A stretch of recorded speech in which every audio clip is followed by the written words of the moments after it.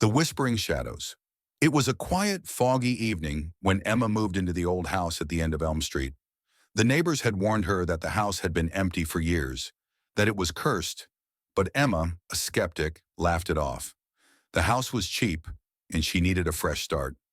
The first night was uneventful. She unpacked, made some dinner, and went to bed. But the second night, things began to change.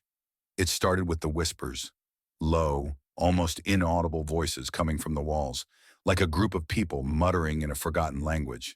She couldn't make out any words, but the chill that ran down her spine told her it wasn't just the wind.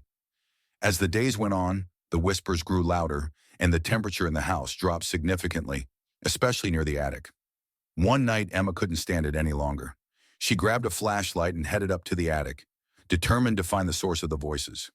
When she opened the attic door, the air was thick with dust, and the beam of her flashlight flickered as she stepped inside. The whispers were deafening now, echoing off the walls. She scanned the room, but saw nothing out of the ordinary, just old furniture covered in white sheets. Then out of the corner of her eye, she saw something move. A shadow, blacker than the darkened corners of the room, shifted near the far wall.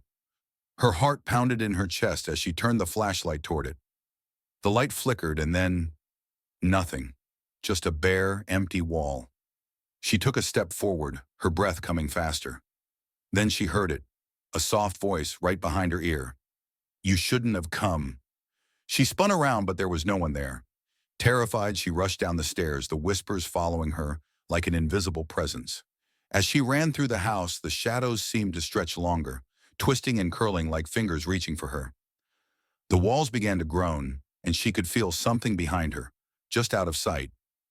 Desperate to escape, she grabbed her coat and bolted for the front door, only to find it locked. Panic set in as the whispers grew louder, more frantic. The shadows were no longer just in the corners of her vision.